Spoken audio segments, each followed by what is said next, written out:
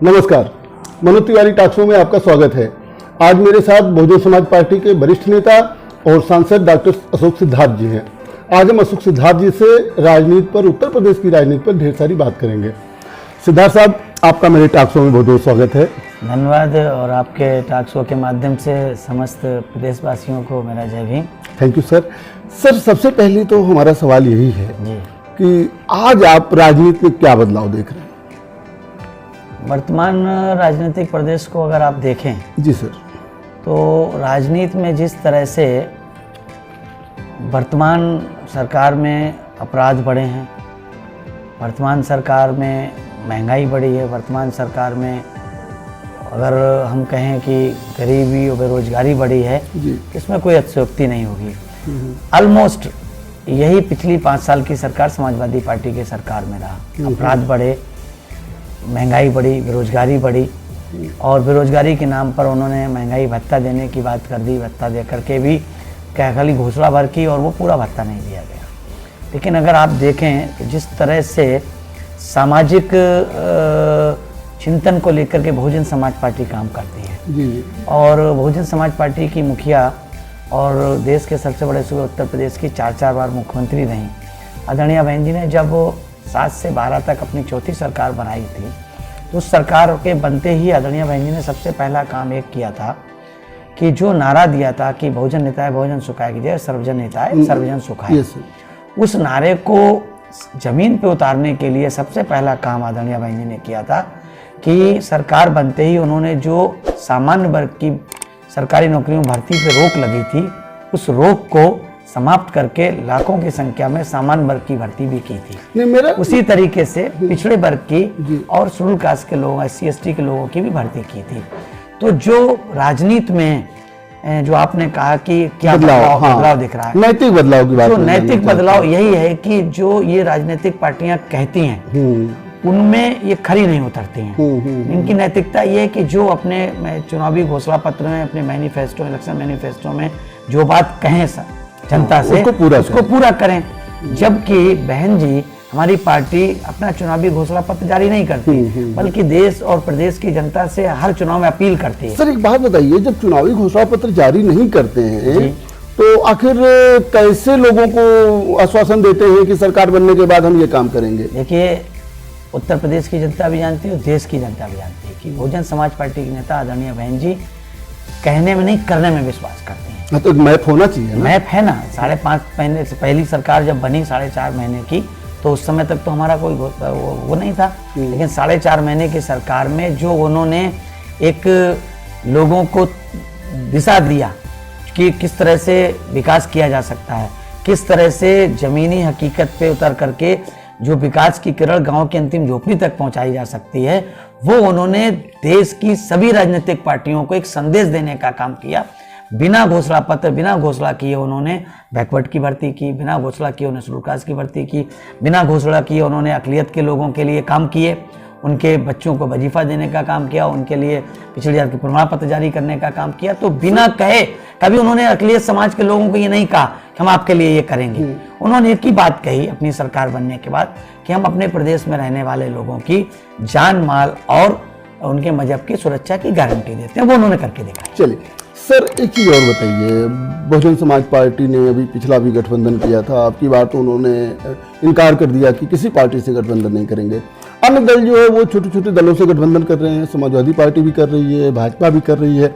ऐसे में क्या समाज में ये संदेशा नहीं जाता है कि ये ग्रुप मजबूत है, तो 2022 में क्या होगा? 2 बात, गठबंधन से क्यों बहुजन समाज पार्टी पीछे हटती है? पीछे नहीं हटती।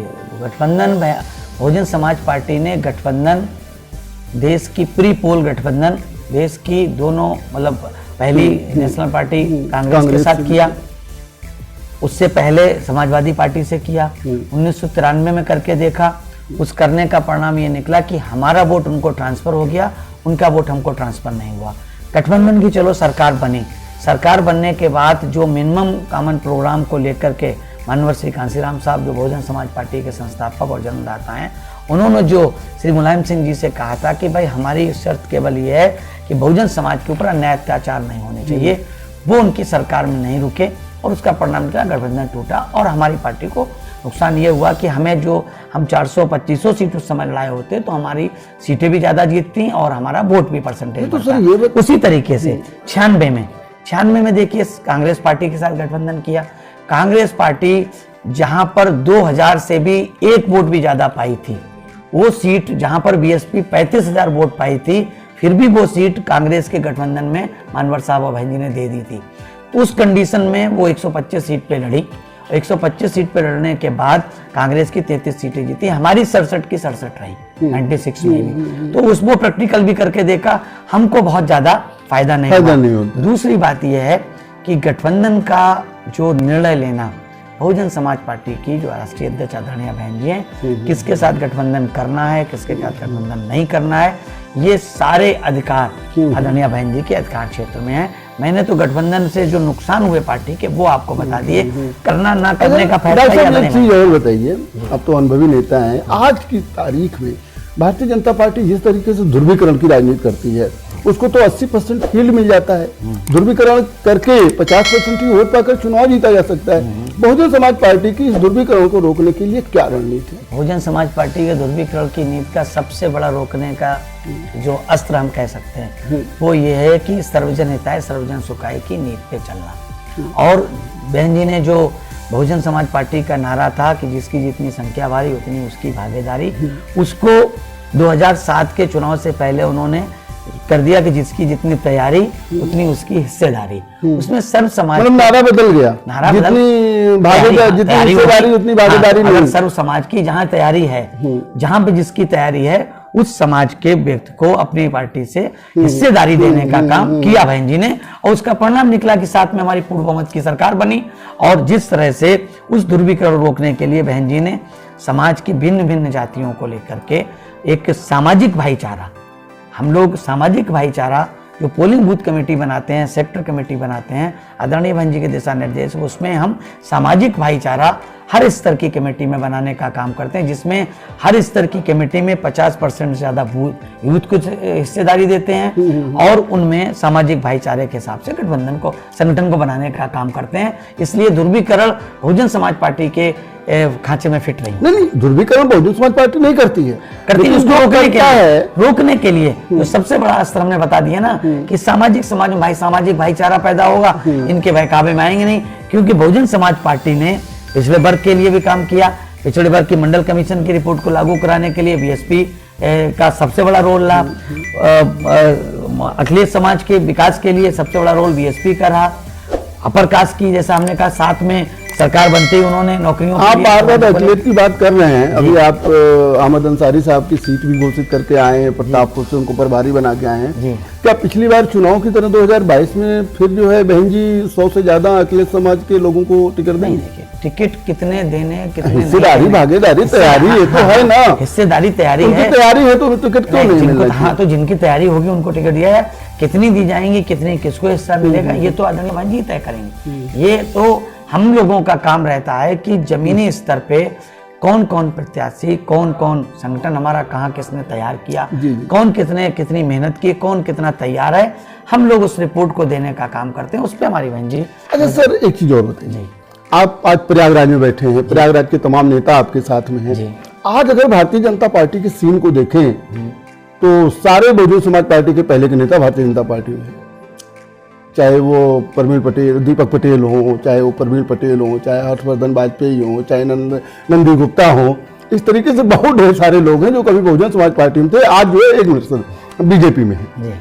आपको नहीं लगता कि जिस तरीके से बहुजन समाज पार्टी से तमाम नेता जो है अलग हो गए, बहुजन समाज पार्टी में आज नेताओं का अकाल हो गया? बहुजन समाज पार्टी फैक्ट्री है नेता बनाने की। जो फैक्ट्री हो वहां अकाल कैसे हो सकता है? फैक्ट्री में आज नेता तैयार होता है, लॉयल नहीं है, वो चला जाता है, फैक्ट्री दूसरा नेता तैयार कर देती है।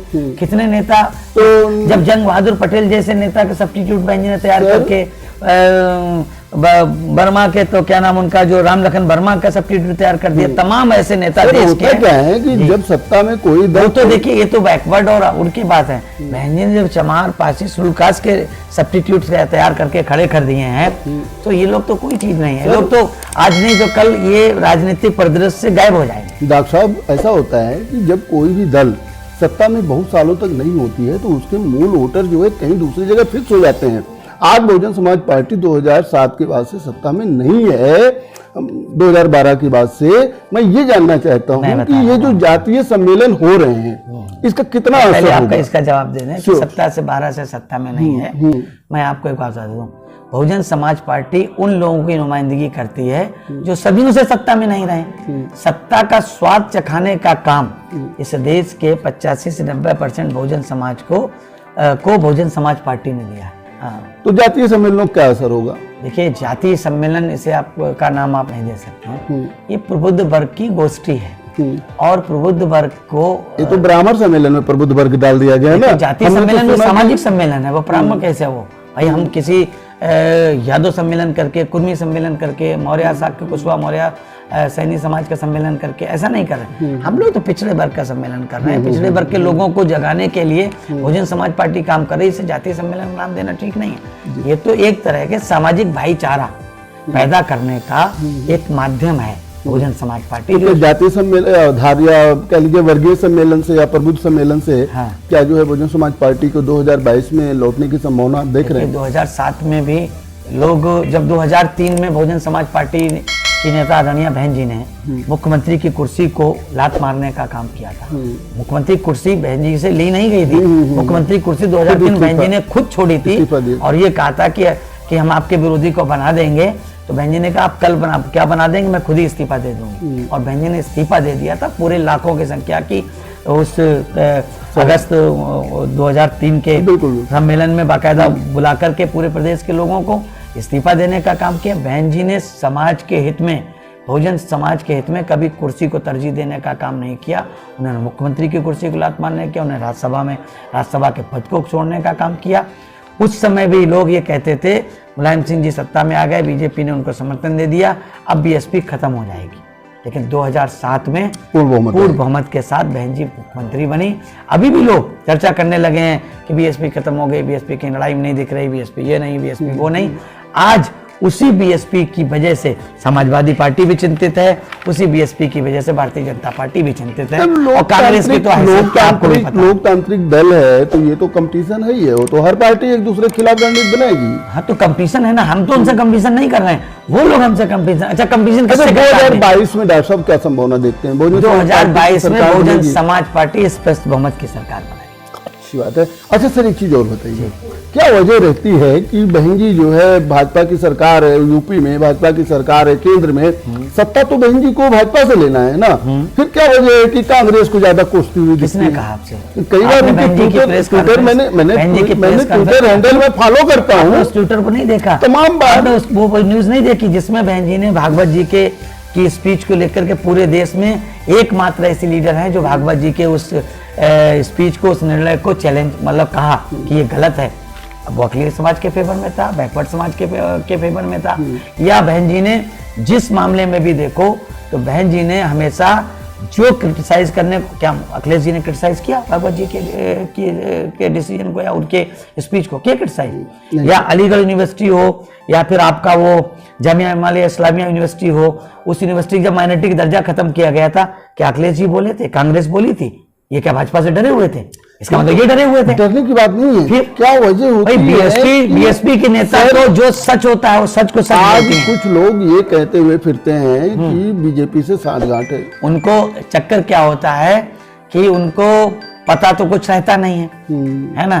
और जो मेन स्ट्रीम की मीडिया है, आपको भी पता है उसको किस मीडिया के नाम से इस देश में जाना जाता है? जी। किस मीडिया के नाम से जाना जाता है आपको पता है? बिल्कुल गोदी मीडिया में कुछ लोग कह देते हैं। देखिए, बहुजन समाज पार्टी नेता आदरणीय बहन जी हमेशा ही सिद्धांतों की राजनीति करती हैं। जो बहुजन समाज या देश और प्रदेश के हित में जिस पार्टी का लीडर गलत निर्णय लेता है, बहन जी उनके निर्णय को हमेशा से उसको क्रिटिसाइज करते हैं। सर, एक चीज और बताइए, 2017 के चुनाव में मात्र 19 विधायक जीत पाए, उसकी न्यूज में उसमें भी 9 लोग बागी हो गए। आखिर बहुजन समाज पार्टी के विधायक रुक क्यों नहीं पाए? आपने 19 विधायकों की बात की है, आपने मतों की संख्या नहीं बताई। मुझे पता है वोट ऑफ परसेंट तीसरे नंबर की पार्टी है बहुजन समाज पार्टी। उत्तर प्रदेश में दूसरे नंबर उत्तर प्रदेश में दूसरे नंबर पे, हाँ ठीक है, दूसरे नंबर। उत्तर प्रदेश में समाजवादी पार्टी के 48 जीते, लेकिन उनसे हमारा वोट परसेंटेज ज्यादा है। उसका कारण क्यों? हम कह रहे हैं 0.1% ज्यादा है, ठीक है। तो अगर 0.1% ज्यादा है तो उनसे हमारे एमएलए ज्यादा होने चाहिए, वो क्यों नहीं हुए? 2017 में पूरा देश, पूरा प्रदेश, पूरी मीडिया जानती थी कि लड़ाई समाजवादी पार्टी की या बीजेपी की होगी तो बीएसपी के साथ होगी। तो पूरे प्रदेश की सारी पार्टियां, कांग्रेस और समाजवादी पार्टी मिलकर के और भारतीय जनता पार्टी मिलकर के सब बीएसपी से लड़ रहे थे। तो सारा रिजल्ट आप देखिए, हम सीटें 19 जीते हैं, लेकिन सेकंड पोजीशन पे हम कितने रहे और हमारा वोट परसेंटेज क्या रहा उसको भी देखना पड़ेगा। सर आप मेरा सवाल ये था कि 19 विधायकों में क्या वजह रही कि 9 लोग बागी हो गए, और ये बागी क्यों हुए? बसपा जो है अपने विधायकों को रोक क्यों नहीं पाई? हम उनके आरोप पर नहीं जाते कि बागी होने के बाद उन्होंने आरोप क्या लगाया। देखिए ऐसा है, होता क्या है, ये अपॉर्चुनिस्ट लोग हैं, विधायक बन गए। एक आप उदाहरण के तौर पे देखिए, हंडिया का एक छोटा सा विधानसभा लेवल का कार्यकर्ता जिसको मैंने विधानसभा अध्यक्ष बनाया था, मैंने खुद विधानसभा अध्यक्ष 2011 में उनको बनाया था, वो व्यक्ति आज विधानसभा का सदस्य है, एमएलए है। बिल्कुल। उनको बहन जी ने कार्यकर्ता के तौर पे लड़ाया और पूरे कार्यकर्ताओं ने, पूरे नेताओं ने आर्थिक सहयोग से लेके फिजिकल तक वहाँ वर्क किया और उनको विधायक बनाया। आज वही व्यक्ति अपने स्वार्थ में, अपने लालच में दूसरे दल में चला जाए तो इसको या धोखा दे दे। देखिए वो चले नहीं गए, वो चले नहीं गए, उनको निकाला गया। उन्होंने धोखा दिया पार्टी को, इसलिए उनको निकाला गया।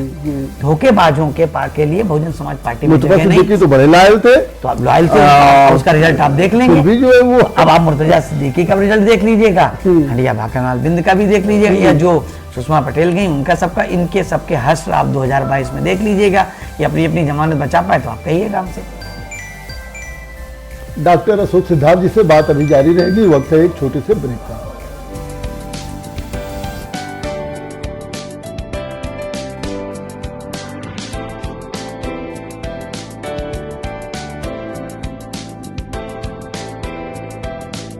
ब्रेक के बाद आपका दोबारा स्वागत है। डॉक्टर साहब एक चीज और बताइए, आपकी पार्टी जो है बहुजन समाज पार्टी अक्सर मीडिया से दूर रहती है, अपने कार्यकर्ताओं को मीडिया से दूर रखती है, लोग इंटरव्यू नहीं देते हैं, लोग बाइट नहीं देना चाहते हैं। अगर मीडिया तो आपको प्रोत्साहित करती है, आखिर मीडिया से ये दूरी क्यों? उसका देखिए सबसे बड़ा कारण है कि बहुजन समाज पार्टी बनी, उसके बाद माननीय कांशीराम साहब, आदरणीय बहन जी ने पूरे प्रदेश और देश में बड़ी मेहनत की, और ज़्यादातर जो मेन स्ट्रीम की मीडिया रही तो हमेशा बहुजन समाज पार्टी की अच्छी बातों को उन्होंने नहीं दिखाया, नहीं बताया, तवज्जो नहीं दिया अच्छी बातों का। लेकिन जो निगेटिव बात को, या जैसे उन्हें लगा कि इस बात से उन्हें थोड़ी टीआरपी बढ़ेगी, मिलेगी, उन्होंने उस बात को तोड़ मरोड़ के पेश किया। बहुत सी ऐसी बातें हैं, मैं उनको टीवी चैनल पर बताना नहीं चाहता हूँ। कुछ नारे ऐसे जो पार्टी ने कभी ऐसे नहीं किए, पार्टी ने उनको कभी नहीं बोला। और कोई भी, हम तो देश की सारी मीडिया को चैलेंज करते हैं, जिन नारों के बारे में, बीएसपी के बारे में कहा जाता है, कोई वो मानवर कांशीराम साहब का, आदरणीय बहन जी का, या किसी भी बीएसपी के नेता का लाके दिखा दे कि भाई आपके नेता ने फला साल में ये नारा यहाँ पर बोला था, नहीं बोला। आदरणीय बहन जी ने या मानवर साहब ने हमेशा सैद्धांतिक लड़ाई लड़ी और सैद्धांतिक बात की। हालांकि मीडिया उनको अपॉर्चुनिस्ट कहती थी, और वो देखिए इस देश में एकमात्र नेता ऐसे मानवर कांशीराम साहब हुए जिन्होंने इस तमगे को स्वीकार किया कि हाँ हम अपॉर्चुनिस्ट हैं, और मैं अपॉर्चुनिटी की फिराक में रहता हूँ, और जहाँ नहीं होती वहाँ अपॉर्चुनिटी पैदा करता हूँ, क्योंकि मैं अपने बहुजन समाज को इस देश का हुक्मरान समाज बनाना चाहता हूँ। तो वो इतने बेबाक व्यक्ति हैं, तो वो नारा अगर उन्होंने लगाया होता या बात उन्होंने बोला होता, तो जो बहुत से नारे लगाए कि जो बहुजन की बात करेगा वो दिल्ली पे राज करेगा, वो वोट हमारा, राज तुम्हारा, नहीं चलेगा, नहीं चलेगा, तो वो नारे उन्होंने बोले, और वो नारे आज बहुजन समाज के दिलों में राज करते हैं। सर उत्तर प्रदेश की राजनीति पे बात करते हैं थोड़ा सा, 2-3 क्वेश्चन होने। 2022 में बहुजन समाज पार्टी का उत्तर प्रदेश में क्या मुद्दा रहेगा? देखिए मुद्दे की जहाँ तक बात है जी, उत्तर प्रदेश क्या पूरे देश में सबसे बड़ा मुद्दा महंगाई आपके सामने है, जो सुरसा की तरह मुबाई खड़ी हुई है पूरे देश के सामने। आपका पेट्रोल सेंचुरी मार चुका है, डीजल सेंचुरी के कगार पे है। और पेट्रोल और डीजल की वजह से कौन पिसता है? केवल मध्यम और गरीब वर्ग पिसता है। पेट्रोल से मध्यम वर्ग पिसता है और डीजल से पूरे देश की जनता पिसती है। पूरे देश की जनता पिसती है कि उससे किसान होता है, छात्र युवा सब परेशान होते हैं, क्योंकि डीजल की कीमत बढ़ने से रोजमर्रा की वस्तुओं की कीमत बढ़ जाती है। बिल्कुल। और उससे सीधा फर्क पड़ता है गरीब की थाली पे। जो गरीब की थाली में दाल और सब्जी आ सकती है तो बेचारे दाल गायब कर देते हैं, सब्जी गायब कर देते हैं। तो रोटी चावल होता है तो पेट्रोल डीजल की महंगाई प्रदेश सरकार कैसे रोक सकती है? क्यों नहीं रोक सकती प्रदेश सरकार? क्यों नहीं रोक सकती है? कैसे रोक? क्यों नहीं रोकती? जो प्रदेश सरकार का शेयर है वो उसको वो भी तो उसी रेट पे बढ़ा रही है। क्यों बढ़ा रही है? जब एक तरफ ये कहा जा रहा था कि हमारी सरकार आएगी तो 34 रुपए 35 रुपए डीजल मिला करेगा, भाई उनके एक साधु संत जी ने कहा नहीं था आपको 35 रुपए 36 रुपए डीजल चाहिए तो बहन जी को प्रधानमंत्री बनना पड़ेगा इसको कम करने के लिए। नहीं, उत्तर प्रदेश की सरकार थी, बहन जी ने जीएसटी उस पर कितना कम किया था भाई। जो उस समय जो बैट लगता था बहन जी ने उत्तर प्रदेश में कम किया कि नहीं किया? भाई ये सरकार क्यों नहीं कम कर सकती? पूरा बैट हटने के बाद भी तेल 80 रुपए में रहेगा पेट्रोल। तो ये तो केंद्र की उनकी सरकार है ना, तो केंद्र वाले भी कम करें। भाई सरकार तो दोनों जगह है। देश के ज्यादातर प्रदेशों में किसकी सरकारें हैं? भाई ज्यादातर प्रदेशों में उनकी सरकार। भाई महंगाई डीजल पेट्रोल के अलावा नहीं। तो बहन जी को मांग करना चाहिए ना कि जीएसटी में लाया जाए। देखिए सबसे बड़ी बात इस देश की जनता ये भी जान चुकी है कि जो पार्टी केंद्र में है उस पार्टी के समय में देश की बैंकों का एनपीए कहां से कहां पहुंच गया। 4 लाख से करोड़ से ज्यादा एनपीए उन्होंने राइट ऑफ किया। किनका वाइट ऑफ किया? उद्योगपतियों पूंजीपतियों का। किसानों का कितना हुआ आपको पता है? किसान कितने दिनों से धरने पे बैठा हुआ है, अपनी वाजिब मांगे मांग रहा है। जो काले कानून जिन्हें कहा जाता है उन काले कानूनों को किस तरह से पास किया है? हम तो राज्यसभा में मौजूद थे उस समय। खाली मतलब आदमी मतलब हमारा सदस्य सारे डिवीजन मांग रहे, डिवीजन नहीं दे रहे हैं। वो काले कानून पास कर लिए। किसान उनके लिए डिमांड जो बेसिक डिमांड मांग रहा है वो डिमांड पूरी नहीं करे। किसानों से बात करने को तैयार नहीं। बात करते हैं तो अपनी बातों पड़े हुए हैं। किसान परेशान, छात्र परेशान, नौजवान परेशान, गरीब परेशान, मध्यम वर्ग परेशान, हिंदू परेशान, मुस्लिम परेशान, सिख परेशान, बुद्धिस्ट परेशान, ईसाई परेशान, सब लोग परेशान है। पूरा महंगाई और बेरोजगारी मुद्दा रहेगा। केवल महंगाई की बेरोजगारी ही नहीं है, महंगाई है, बेरोजगारी है, उत्तर प्रदेश में अपराध है। उत्तर प्रदेश में योगी सरकार तो कहती है कि अपराधी जेल में है। ठोक दो मार दो, अपराधी जेल में है। अपराधी कितने कितने कितने इनोसेंट के एनकाउंटर हुए नहीं पता है आपको? भाई पूरा देश जान रहा, पूरा प्रदेश जान रहा है। हम नहीं कहते किस जात वर्ग के हुए। आप तो प्रयागराज में है, अभी एक रिपोर्ट आई है 48 घंटे में 8 हत्याएं हुई हैं, लेकिन आप कुछ बोले नहीं उस पर। आप रिपोर्ट बता रहे हैं, हम कल बोल देंगे। अच्छा, मैं तो अपराध की बात कर रहा हूँ ना, मैं तो आज की नहीं कर रहा हूँ। भाई पिछले 4.5 से साल हो रहे लगभग उत्तर प्रदेश सरकार को बने। 4 साल की सरकार में जो क्राइम रेट बहन जी की सरकार में ऊपर से नीचे से दूसरे नंबर पे था, आज उत्तर प्रदेश इनकी सरकार और समाजवादी पार्टी की सरकार में होड़ लगी है कि किसके सरकार में ज्यादा क्राइम होता था, ये लोग तय नहीं कर पा रहे हैं। तो क्राइम एक बड़ी बड़ी समस्या उत्तर प्रदेश की। जिस प्रदेश को ये कहते हैं सबका साथ सबका विकास और सबका साथ, अरे उस सबका साथ सबका विकास किधर है भाई? आपके देश और प्रदेश में 80 करोड़ लोगों को आप बता रहे हैं देश में कि हमने अन्न देने का काम किया, तो इसका मतलब आपने स्वीकार कर लिया कि देश के 80 करोड़ लोग गरीब हैं और गरीबी रेखा के नीचे हैं। भाई तभी तो उन्हें 2 टाइम का भोजन नहीं मिल पा रहा है। भाई गरीबी रेखा के नीचे कौन आ रहा है? जिसको 2 टाइम का भोजन न मिल पाए। अब 80 करोड़ लोगों को अगर 2 टाइम का भोजन दे रहे हैं, इसका मतलब है कि 80 करोड़ लोग गरीब हैं। और किसके काल में गरीब हुए? इन्हीं की सरकारों में गरीब हुए। अच्छा डॉक्टर साहब एक चीज और बताइए, जैसे कि प्री पोल अलायंस तो बहुजन समाज पार्टी करेगी नहीं, जैसा कि ऐलान बहन जी ने कर दी है। पोस्ट पोल अलायंस पर किससे हो सकता है? देखिए बहुजन समाज पार्टी के pre poll post poll alliance होगा कि नहीं होगा, हम तो एक बात कहते हैं, ये सारे अधिकार आदरणीय बहन जी पे सुरक्षित हैं। लेकिन हमें अपने कार्यकर्ताओं से, जैसे मैं करीब लखनऊ और कानपुर इलाहाबाद मंडल देख रहा हूँ, उससे पहले कानपुर देख रहा था, उससे पहले आजमगढ़ और बनारस देख रहा था। मैंने करीब 6-7 मंडल जो हाल फिलहाल में देखे हैं, उन मंडलों में मैं विधानसभा लेवल पे गया हूँ। उससे हमें न किसी को समर्थन लेने की जरूरत पड़ेगी, हमारी खुद स्पष्ट बहुमत की सरकार बनेगी। बहन जी 5वीं बार स्पष्ट बहुमत की मुख्यमंत्री उत्तर प्रदेश की। सर ये बताइए, चुनाव के समय विकास के मुद्दे गायब क्यों हो जाते हैं? कहाँ विकास के मुद्दे गायब? हम तो विकास की बात करते हैं। हमने आज भी विकास, आप देखिए हमने जब विकास की बात तो पार्टियां करती है मीडिया में, हमारी पार्टी विकास की बात नहीं करती। बयान आ जाते हैं जो सारे मुद्दे गायब हो जाते हैं और स्थानीय मुद्दे जो है अभी हो जाते हैं। ये भारतीय जनता पार्टी जब से सत्ता में आई है तब से उनको जैसे ही चुनाव आता है तो उनको तमाम गरीबी, बेरोजगारी, महंगाई, विकास, इससे सारा दिमाग को ध्यान बांटने के लिए दूसरे तरीके के मुद्दे वो उठा देते हैं। किसानों की समस्या के मुद्दे गायब हो जाते हैं। अच्छा सर, एक चीज और बताइए, प्रबुद्ध सम्मेलन करवा रहे हैं, पिछली बार अकलियत पर जो है बहुत विश्वास किया था। नहीं, अब की हमने बार नहीं आदरणीय बहन जी ने पिछली बार भी सर्व जन हिताय सर्वजन सुखाय पे विश्वास किया था और सबको हिस्सेदारी टिकटों में भी दी थी। और अब अपने की बार माना जाए में भी कि दी। प्रबुद्ध वर्ग को ज्यादा टिकट देगी बहुजन समाज पार्टी। भाई, ये तो जैसे बस कहा ना कि जिसकी जितनी तैयारी उतनी उसकी हिस्सेदारी। तो सारी सीटों पर प्रबुद्ध वर्ग ही तैयारी कर ले। हो सकता है, संभव कैसे है? हाँ। ये तो हाइपोथेसिस है,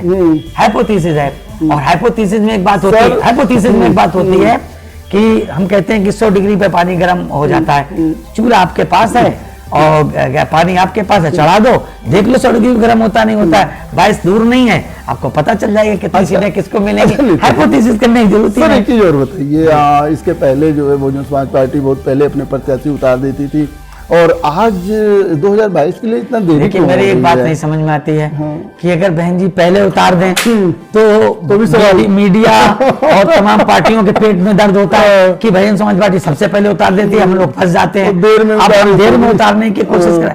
हमने क्या कहा, जिसकी जितनी तैयारी उतनी उसकी हिस्सेदारी के हिसाब से जो तैयार हो रहे हैं, जो तैयारी जिसकी दिख रही है बहन जी, उनको प्रभारी बनाती जा रही है। सर मैं अगर लास्ट क्वेश्चन मेरा है, प्रयागराज और कौशाम्बी की बात करूं, मिला के 15 सीटें हैं। कौशाम्बी में बहुजन समाज पार्टी पहले बहुत मजबूत थी, अभी भी मजबूत है। आप ये बताइए 15 सीट की अगर मैं केवल बात करूं तो कितनी सीट जो है 2022 में जीतेगी बहुजन समाज कम पार्टी? से कम 10 सीटें हम लोग जीतेंगे। कौन सी 5 हारेंगे? हमने कम से कम 10 हमने कहा। हमने हम देखिए, हम बहुत जमीनी बात कर रहे हैं। जी। हम जमीन पे हैं, इसलिए जमीनी बात कर रहे हैं। हमने अपने बूथ कमेटी, सेक्टर कमेटी के गठन को देखा है, वहाँ के हिसाब से मैं आप तो अहमद अंसारी के नाम घोषणा करने में या प्रभारी बनाने में उन्होंने बहुत ढेर सारी अनाउंस किया था। 400 आदमी से तो ज्यादा नहीं थे, हम थे वहाँ पर। देखिए, एक तरफ हम कोविड का प्रोटोकॉल को फॉलो करते हैं, ये बात हमने उनको स्पष्ट कहा था हमारे वर्कर आने चाहिए, आपके समाज के लोग आने चाहिए ताकि उनको पता चले कि बीएसपी आके क्या किया है। मैंने बोला भी उस हिसाब से। तो हम लोग डिसिप्लिन पार्टी के डिसिप्लिन वर्कर हैं। अच्छा तो इसलिए कोविड प्रोटोकॉल का पूरा ध्यान रख के काम किया। हमने देखा मास्क लगा आप लगाए थे, लेकिन जब तक लगाए थे, हाँ हम काफी लोग लगाए थे। अच्छी बात है, ये तो जागरूक होना चाहिए सबको। नेताजी, अंत में आप जो है नेताजी ने वर्कर हैं सर, सांसद जी हैं, सांसद जी अशोक सर, आप जो है प्रदेश की जनता को क्या संदेश देना चाहें? हम उत्तर प्रदेश की जनता को सिर्फ आपके इस चैनल के माध्यम से यही संदेश देना चाहते हैं कि 2022 में आदरणीय बहन जी के आपने पिछले 4 बार के शासनकाल में उत्तर प्रदेश में शासन प्रशासन को देखने का काम किया, विकास को देखने का काम किया। उत्तर प्रदेश की जनता को आदरणीय बहन जी ने अपनी 4 बार की सरकार में उत्तर प्रदेश को विकास के रास्ते पर ले गई, अपराध मुक्त बनाया, भय मुक्त बनाया और विकास युक्त बनाने का काम किया उत्तर प्रदेश को। और गुंडे माफियाओं को या तो जेल भेजने का काम किया, नहीं तो वो उत्तर प्रदेश छोड़ के चले गए। हमारी राष्ट्रीय अध्यक्ष आदरणीय बहन जी ने अपने प्रदेश में हमेशा अमन चैन को वरीयता देने का काम किया। इसलिए प्रदेश की अमन चैन को ध्यान में रखते हुए, प्रदेश के विकास को ध्यान में रखते हुए हम उत्तर प्रदेश की प्रबुद्ध जनता से ये अपील करते हैं कि 2022 को आदरणीय बहन जी को 5वीं बार मुख्यमंत्री बनाने के लिए हाथी के सामने वाला बटन दबा करके बीएसपी के प्रत्याशी को चुनने का काम करें। डॉक्टर साहब, आप हमारे टॉक शो में भाग लिए, इसके लिए आपका भी बहुत बहुत शुक्रिया। और मैं ये उम्मीद करता हूँ कि भाई ज़्यादा से ज़्यादा लोगों तक पहुँचाएंगे। धन्यवाद। बिल्कुल बिल्कुल। जैसा कि आपने देखा, अभी हमारे साथ बहुजन समाज पार्टी के वरिष्ठ नेता अशोक सिद्धार्थ जी थे। आपने बताया कि 2022 में बहुजन समाज पार्टी की सरकार आएगी और विपक्षी जो है परेशान है कि कैसे बहुजन समाज पार्टी जो अभी तक एक्टिव नहीं दिख रही थी, इतना सक्रिय दिखने लगी। आगे भी हम आपको ऐसे ही तमाम नेताओं से मुलाकात करवाते रहेंगे। देखते रहिए मनोज तिवारी टॉक शो। धन्यवाद।